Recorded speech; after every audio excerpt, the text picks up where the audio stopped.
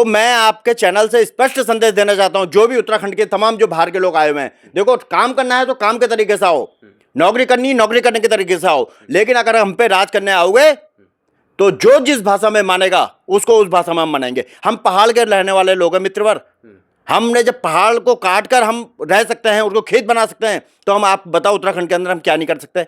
हम सब कुछ कर सकते हैं। यहाँ जो जिस भाषा में मानेगा हम उसको उस भाषा में मानेंगे। वैसे हमारा नारा यह है कि हिंदू मुस्लिम सिख ईसाई आपस में हम सब भाई, लेकिन पहला अधिकार किसका होगा? ये मकान अगर आपका है तो आपका ही तो पहला अधिकार होगा भाई। किराएदार की भूमिका में रहना चाहते हो तो किराएदारी की भूमिका में रहो आप उत्तराखंड में। पहला वर्चस्व जो है पहाड़ियों का है यहाँ पर। बिल्कुल, हिंदू मुस्लिम भाई भाई की बात तो होती ही है, और जो यूकेडी की स्थापना हुई उस समय से भी अनेक मुस्लिम कार्यकर्ता उत्तराखंड क्रांति दल में रहे, और पिथौरागढ़ के अनेक लोगों ने कविताओं के माध्यम से भी एक महत्वपूर्ण सहयोग दिया।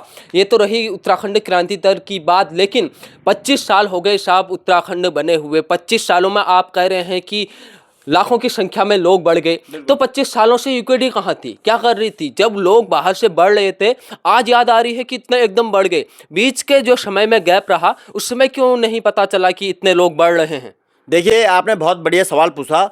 उत्तराखंड क्रांति दल ने समय समय पर सरकार को चेताया भी है और ज्ञापन भी दिया है। अगर आप जिस दिन कहेंगे मुझे पता नहीं था कि आप आ जा रहे हैं, नहीं तो मैं पूरा आपकी चिट्ठियां निकाल के रखता है कि हमने सरकार को चेता रखा है क्या कि डेमोग्राफी चेंज हो रही है, आज यहाँ का वातावरण चेंज हो रहा है, ये सरकार आज बोल रही है। हमने तो कई साल पहले बोल दिया।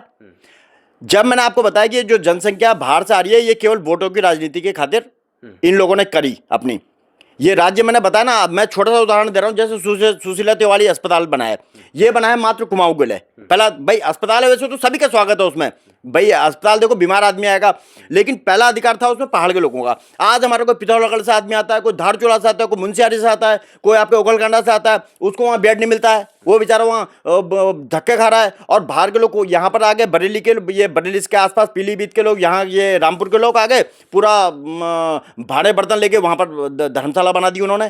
क्या उत्तराखंड धर्मशाला थोड़ी बनाई थी हमने भाई? उत्तराखंड तो ये यहाँ के लोगों के लिए था भाई।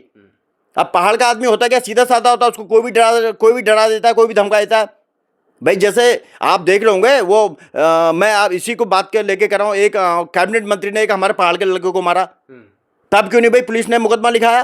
कहाँ तब कहाँ हमारा वैसे समाज चले गया था? तब कहाँ हमारा अग्रवाल समाज चले गया था? तब कहाँ हमारा ये जो हमारे तमाम जो और साथी कहाँ चले गए थे? आज बोल रहे कि बोल नहीं रहा, उस टाइम क्यों नहीं बोला आपने कि क्यों मारा भैया ये मंत्री जी आपने लड़के को? आज वो जब उनको हटा दिया तो हम बोल रहे हैं कि हमारे संग भेदभाव हो गया।